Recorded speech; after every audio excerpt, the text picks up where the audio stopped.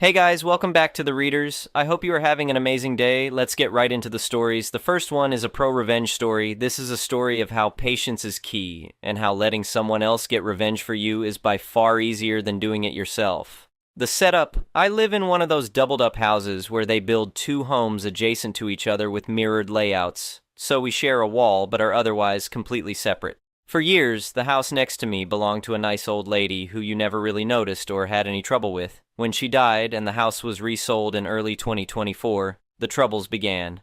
The target is someone who I will refer to as Mike Torres, for reasons that will become clear later. Mike owns a sizable construction business and does some real estate on the side. He buys the house and rents it to a bunch of foreign construction workers that work for his business. I say foreign because it's relevant to the story. There are rumors Mike is doing some shady stuff to have these guys work for him dirt cheap by claiming that they're national workers in their native country and paying them according to that wage, not the much higher minimum wage of my country. Not exactly on the up and up, possibly unreported labor as well. Anyway, he stuffs 6 of these workers in the house next door for them to live while they work here. Now, I don't have anything against foreign construction workers, but these guys living next door have two traits that are very problematic. They are extremely loud and they do not give a damn about anyone else. We're talking non-stop music and partying starting Thursday evening throughout the entire weekend until they leave at 5 a.m. Monday morning to go to work. Seriously, I don't know how or when they sleep. It is literally non-stop. We're talking I'm wearing headphones but still cannot hear my own sound over their music loud, since it would appear that they've designated the living room, adjacent to the shared wall, as the party room where the fun happens. At first, I do the neighborly thing and just suck it up, thinking it's just one party, just one weekend. After the third one in a row, I go over to ask them to turn it down, since, night disturbance is technically illegal when music is this loud, hearable on the street and across the street by my other neighbors who have also complained. I knock on their door one Friday night around 11 p.m. and a guy with bloodshot eyes opens up. The music is blasting behind him. "Hey, I'm your neighbor. Could you please turn the music down a bit? It's really loud in my house," I say, trying to sound friendly. He gives me a half-hearted nod. "So sorry, we'll fix," he says with a thick accent. "Thanks. I'd appreciate that," I reply, hopeful. Except nothing changes. I go over several more times, each time angrier, each time met with variations of, "but it's not loud."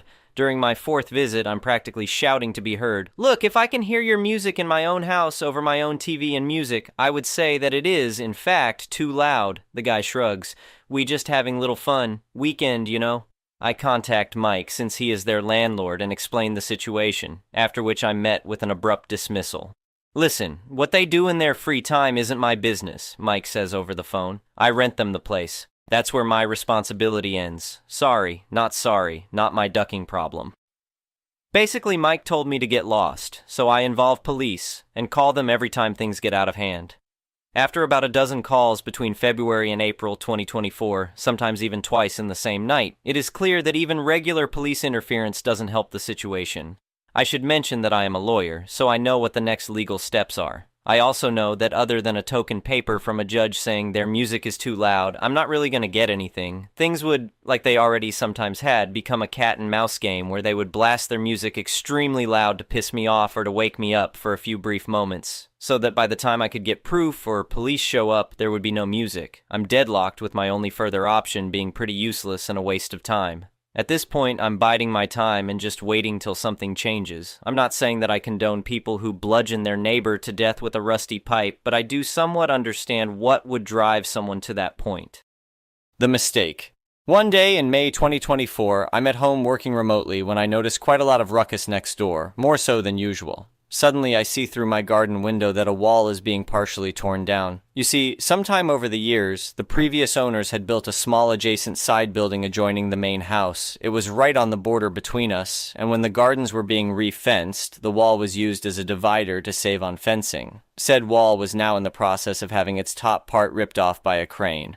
I was not informed of any of this, which, while not technically needed, would have been the nice thing to do. I go take a walk so I can take a look at what they're doing and see that they've torn down the entire side building. The remaining wall between our gardens is the only part that has been kept intact, and even then, not the top part.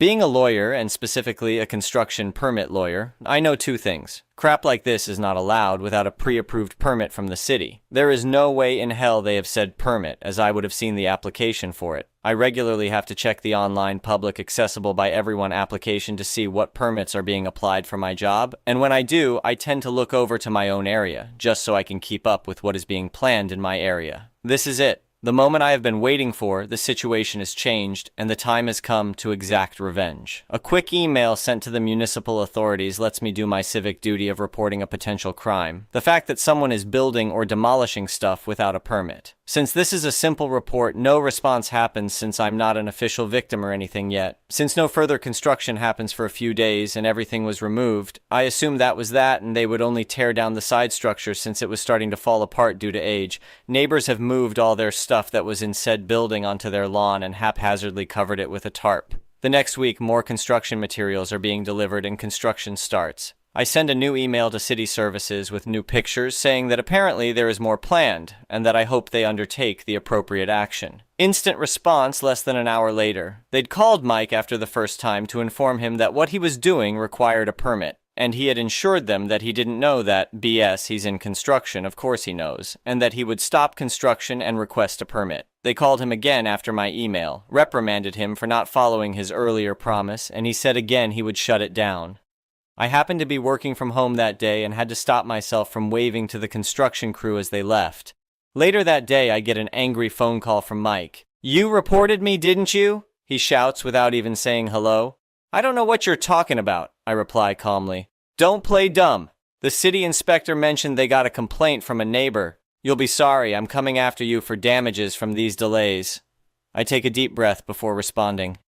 Even if I reported you, which I'm neither confirming nor denying, I wouldn't have done anything wrong. From the looks of it, you didn't have a permit and should have known better than to start working illegally without one. I end the call before I start to sound too happy with things. Mike has at this point no idea what I have initiated. He is Mike Torres, and I have just rung the bell that awakens the Kraken that will destroy him. He just doesn't know it yet. The Kraken.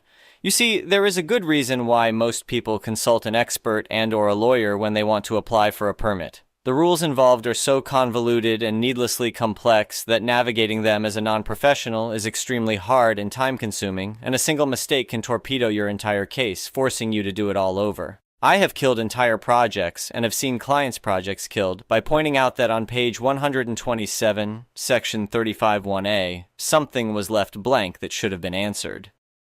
I did some digging and found out that the previous owners of the houses had actually consulted each other about the side building and agreed on making the wall part of the divider between their gardens, so much so that they shared the costs of it and the ownership. That wall that he destroyed part of, it was also my wall, which of course means I'm entitled to damages, but that is not the important part. The important part is that he needs my permission to do anything to that wall. So when he applied for a permit a few weeks later in June, added bonus, rowdy neighbors' stuff is still out in the open, covered by just a tarp, since they expected this to be a quick smash and replace job that would take a few weeks at most. I went to the city center and looked at the application. I noticed that they were planning to do some stuff to said wall that I owned 50%. So I filed a complaint, following proper procedure, about the permit, namely that even if granted, it could never be executed since Mike needed permission from me in regards to the wall and he didn't have it, nor was I intending to grant it. This should kill his permit since permits cannot be granted if you know in advance they cannot be realized. No sense granting a permit to build a certain kind of house when you know they're never actually going to build it. Now, Mike was a bit of a smooth talker, and as a construction entrepreneur had his connections, and permits are a political decision here just as much as a legal one. So despite a 100% correct legal objection that should have killed his permit, it went through. He actually called me about it to gloat a little. "Hey neighbor," his voice dripped with satisfaction. "Just wanted to let you know my permit got approved. Nice try, though." "Congratulations," I replied flatly. "I'm sure you're eager to get started." "Damn right. Your little complaint didn't amount to much, did it?" "We'll see," was all I said before hanging up. "No worry, one can appeal a permit in my country. The only requirement is that you pay a €100 fee, which I gladly paid. The appeal instance is a subnational instance and does not care one bit about Mike's political ties or the half-hearted nonsense that the city officials wrote to justify granting the permit in spite of the concerns I raised. They terminate his permit without any hesitation on the aforementioned legal grounds. Mike sees his permit blocked until he fixes the issue, which he can't, because I'm not really inclined to agree with his plans for our wall, you see. At this point, going through 2 lengthy procedures, it has been over 7 months. The neighbors have had an unfinished construction project in their yard the entire time, forced to store their stuff elsewhere. Something that was always supposed to be a temporary thing for a few weeks while we build, turned into something that was taking months with no end in sight. But wait, there's more. The above was the administrative part of the matter, him getting the permit. Now, doing construction work without a permit is also a criminal offense. And of course, my report got passed around to the appropriate instances, so now Mike was also the subject of a criminal procedure for construction offense. Not only did he risk fines and jail time, he was a construction business owner and used his own construction business for the work he did on the property. So his company was also on the hook, and one of the sentences that can be given in these types of crimes is to be prohibited from doing construction or construction-related activity as a business, either permanently or temporarily. Not only was he personally on the line, his entire business was as well. During this debacle, Mike tried to sell the property. This didn't really go too well because of a few reasons. 1, the property was inflicted with an illegal situation. The demolished side building was torn down illegally, and until said illegal status was resolved, it would stick to the property, which tends to kill the property value quite a bit, since nobody wants to buy something that they'll have to spend time and money on to make legal again by either rebuilding the torn down building or getting a regularization permit for it. Made even worse by the fact that he applied for said permit and had it denied, so he couldn't even claim that said permit would be super easy to get. Secondly, Mike never intended to sell the property in its current state. What he, as I now know, has done in the past is buy cheap old houses like the one next to me. He put some of his crew in it, who can't complain about the subpar accommodation. They trash the place because they don't care, and he lets them. Then when the place is done, he tears it down and sells it to a developer or develops it himself. However, due to his construction crime and the accompanying status for the property, Step 2 was not an option. He couldn't renovate it the way it needed to be. Small renovations would not be enough, because covering the crime was always a requirement in any permit he would request for the building, and because of me, he couldn't cover it. Couldn't sell it either because the place was trashed, and any developer looking at it would dip out when they realized there was a construction issue and a vocal neighbor who would oppose anything big that they would try to do there. Lots of easier properties to develop than that one. In conclusion, anyway, that is where we are today in October 2025. Mike is staring down the barrel of a criminal court procedure that is about to happen where he is risking his business and livelihood. His existing projects also gather special attention from city services now, since he is now outed to them as someone who cuts corners on permits and regulations. He cannot really sell the property unless he cuts a massive loss, since in its current state it is absolutely trashed. He cannot develop it or sell to a developer because all development plans involve the adjoining wall, which he cannot use in big ways unless he gets my permission. The rowdy neighbors are stuck living in a smaller house than what they had, in a place they trashed, but that cannot really be renovated or fixed in the major way that it needs. They have quieted down a lot, possibly because Mike blames them for his current situation, which isn't wrong, I suppose. Last week, one of them approached me while I was gardening. "We sorry about the noise before," he said awkwardly. "Boss is very angry about the wall problem." "That's unfortunate," I replied, carefully pruning my roses. "He say it's our fault for making you mad," he continued. "We try to be quiet now." I just nodded and went back to my gardening. I have awakened the Kraken and set it off on Mike Torres, and it utterly ruined him. And the best part is that I had to do very little to do it. All I really did was nudge the abomination that is municipal bureaucracy and point it in his direction, and they did the rest. I could tell you that he called me to complain and even beg about letting him use the wall the way he needs it to so that he can get on with his business and fix the issues and use them to show his good faith in court in the criminal procedure that he was losing money and customers over this and was in danger of losing his entire business, and that I then smugly replied with "not my ducking problem." But he didn't, so for now we'll just have to imagine that he did. The next one is an entitled people story. I've been working as an architect for about 15 years now, specializing in residential design for higher-end clients. A few years back, I bought a property about 30 minutes outside the city. It came with an old barn that had been there since the early 1900s. The barn wasn't pretty by modern standards, but it had character.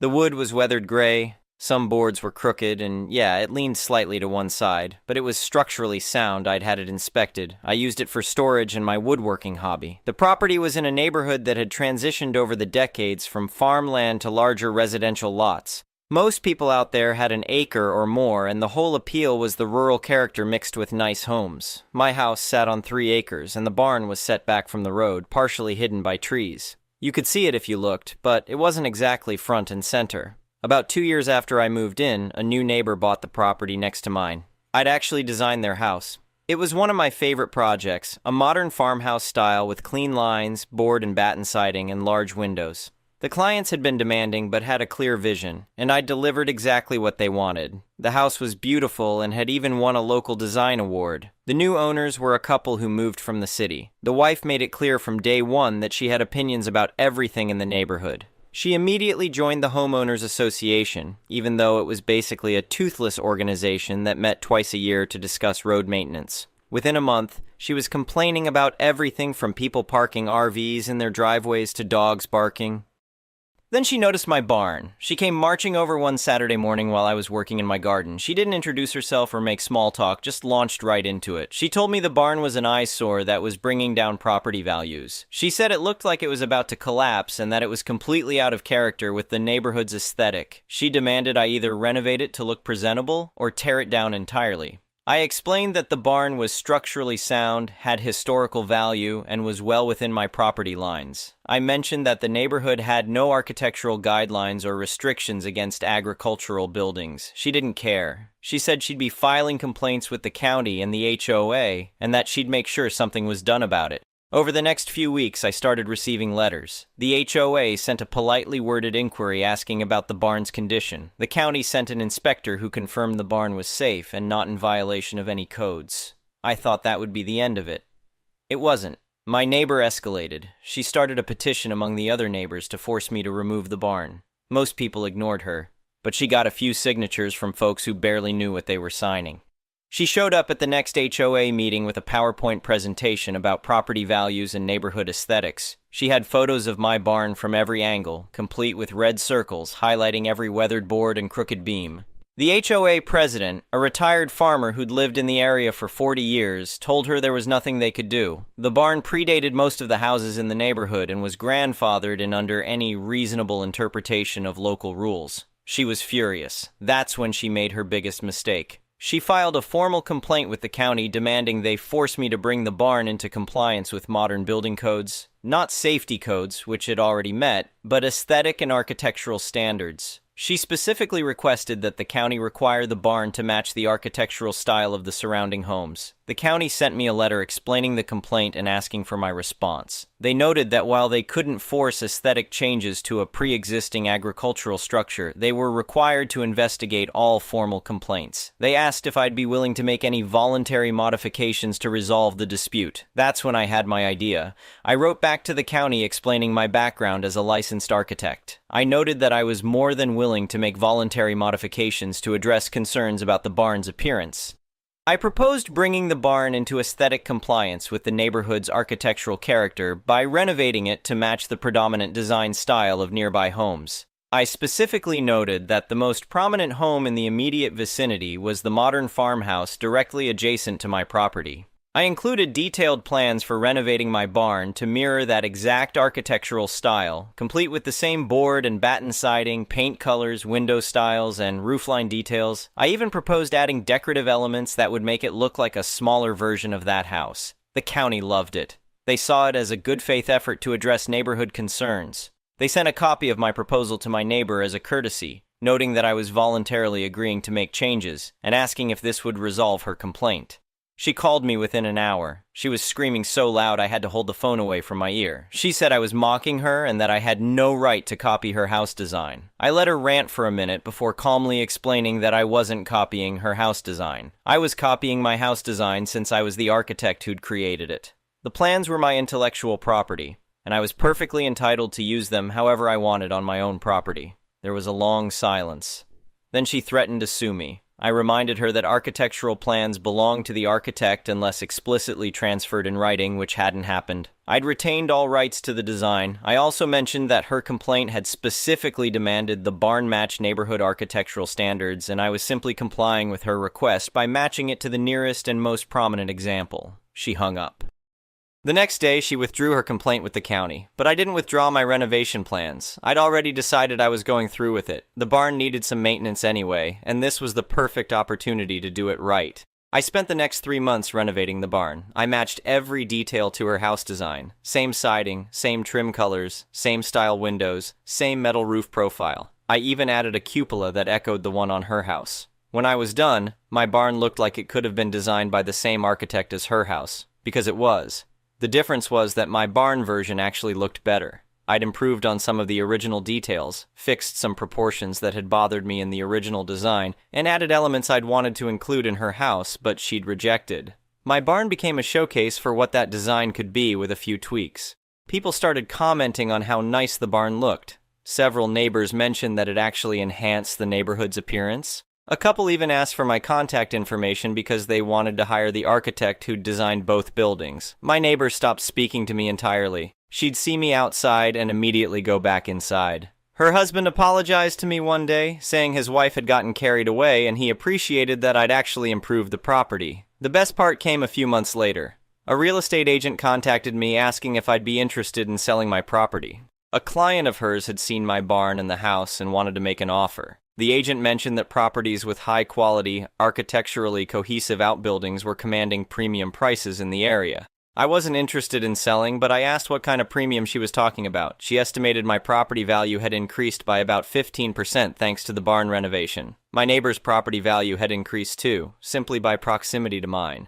The irony wasn't lost on me. She'd complained that my ugly barn was bringing down property values. I'd complied with her demand to bring it into architectural compliance with neighborhood standards, and in doing so, I'd increased both our property values while creating a better version of the design I'd created for her in the first place. She never filed another complaint about anything in the neighborhood. In fact, she stopped attending HOA meetings entirely. I heard from another neighbor that she'd been trying to convince her husband to move, but he refused because he loved the house too much. Sometimes malicious compliance isn't just about following the letter of someone's demands, it's about showing them that maybe they should have been more careful about what they wished for. My neighbor wanted architectural standards enforced. She just never considered that those standards might include the very house she was living in, or that the person she was harassing might be the one who'd created that standard in the first place. The barn still stands today, looking better than ever, and every time I see it, I smile knowing that it's a permanent reminder to one particular neighbor that sometimes the person you're trying to push around has more cards to play than you realize. The next one is a petty revenge story. I live in Portugal. Here, when something happens at a commercial space, you write in the complaints book. My parents own a business, which means I am fairly well informed about how these things work. I had recently had an encounter at this kiosk with this man, and he lingered at my card checking numbers, names, flipped it over, looking at the CVV. It was uncomfortable. On to the exchange. Me. Good morning. I would like 2 packs of Winston 100's 26 cigarettes. He proceeds to ask me for my card with a hand gesture. Him. It's 12-20 inches. Hand gesture again. Me. I would prefer to insert the card myself. Him. You can't do that. Me. I won't touch the machine at all, only insert the card. Him. Throws the machine down in disbelief. I can't let you do that. Me. Are you refusing service? Him. Yes. I asked for the complaints book. He refused, which legally he can't. But it was just me and him. I wait until another client shows up and ask for it again. He relents and gives it to me. As I open it, I realize I didn't have a pen. You have to write out your complaint. I ask for one, he refuses. I say okay. As soon as I open the book, I see something wrong. The first complaint is completely ripped out, all 3 pages are. The first page is for the person who makes the complaint, the second is a copy for the business, and the third is to remain in the book. Under no circumstance is the third page to disappear, even if it's a mistake and or taken back by the person who makes the complaint, it must remain in the book. Seeing as I had no pen, I start the process online, take the info, and start snapping pictures of the missing pages. As soon as he saw me taking pictures, he does a beeline from around the counter to me and tries to take the book away. I said I have every right to keep this book until I'm done with my complaint. He gets huffy and more clients show up. He goes back behind the counter. The thing about these complaints book is that you write it in ink, but then you have to follow through and submit them online to the proper authority depending on the complaint. But I didn't have a pen. So I bypassed the ink format and immediately submitted online mentioning the weird analysis of my card, the refusal of service, and as the last middle finger on the duck you sandwich, Steve Hofstetter, if you know, you know. I also mentioned the missing pages with pictures of the missing pages itself, including the business's stamp in the same picture so they can't refute and say it's some other book. Now, because it was online, it goes straight to the authority assay, and you can choose which department depending on the complaint. After an hour of nicotine withdrawal, of looking the business up the pictures and writing the complaint itself, I hand the book in with no written complaint. He opens it, chuckles to himself, and smugly says, "Did you give up because you didn't have a pen?" I say no because I didn't have a pen. I decided to submit it directly online, and as my last mic drop moment, I said I didn't feel comfortable writing it in the book as the first complaint had magically disappeared from the book. The color drained from his face because we both knew what would happen. Even if they don't take the complaint seriously, tampering with the book is absolutely taken seriously, and that absolutely will be followed up and fined accordingly. Then I smiled and said I wish I had a pen and left. The next one is a malicious compliance story. A man stands alone, sits alone, lies alone, waiting for a battle he doesn't know is coming. No Netflix, no QT. Juan prepares for another hot, dry, and dangerously boring day. His mind is his own enemy, or so he thinks. A bevy of dust, a menagerie of living confusion enters the horizon. Juan is under attack. Excerpt from my hot take on westward expansion called How the West Was Juan, a story about a man facing a potential exile from his literal and figurative home, Mexico, Arizona. I truly did think this day was going to go on without incident MC less as the previous 40 days, and then it happened. I get a message from a parent demanding that I accurately score the final exams I graded for my Algebra 1 class, taught to the upper echelon of 8th graders, along with students whose parents won't shut up about not being allowed to take the course. This is an expected call, in a way. The district I work for gives students a final exam that's 42 questions long. The final is entered as a raw score out of 42, as a final grade, heavily weighted. About 80 homework assignments equals to the same value of the 42-question final. I've been teaching this subject for years, under the same administration, most of the time, and they've allowed me to give some grace during the grading process. This grace comes in the way of not entering a final score lower than a 60%, regardless of what score they received. The only way I score it lower is if somebody just doesn't take the exam. It then has to be a 0. One particular student, Juan, we'll call him, scored particularly poorly on the exam. Juan is the type of student who always puts things off until last second, rarely completing homework assignments, etc. Behavior-wise, Juan's a saint. He's really a good kid otherwise. He just puts very little effort into paying attention to the instruction during class or even showing up. The rest of the class, 90% or so anyway, score anywhere between a 25 and a 35 out of 42. Entering the raw score at a weight of 80% is difficult, but it gets done. For those who score less than a 60% on the test, or about 25 or so, I enter their score as a 60 dot whatever your raw score was. Meaning, if someone scored a 13% or 31% on the test, their score would read 60.13 or 60.31 respectively. I don't advertise this to the kids, but they're aware of the system. I have done this for tests where students truly bombed it. There's no retakes for the finals, however, and Juan scored a 1540 seconds, roughly 35.7%. I entered his score as a 60.36 and went about my semester. His parents saw his grade change significantly. At first, I was unsure how he, who didn't do homework, had his parents thinking he scored an 80% in the early parts of the semester. I found out that he had screenshot a grade from like week 1 and used that to show them. So when the dad called, he said, you messed up grading Juan's score on the final. You're supposed to be a math teacher, man." He then continued to berate OP pretty handily until I tried to interrupt him to explain the grading process.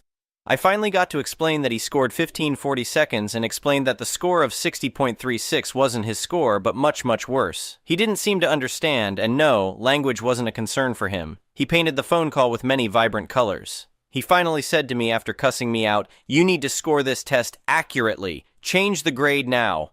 Well, seeing where you put it that way. Enter MC. I knew that taking a final grade and changing it from a 60.36% to a 35.71% was going to result in a failing grade in both the overall course grade as well as the obvious final grade. And it did. I took pictures along the way to show how the scores affect the grades. I pressed delete 5 times, then entered 35.71 as his percentage score out of 100. The class being failed became a major issue for everybody. The principal had to get involved to communicate with the parents, with me there to meet as well. And only then did they seem to understand what I was saying all along.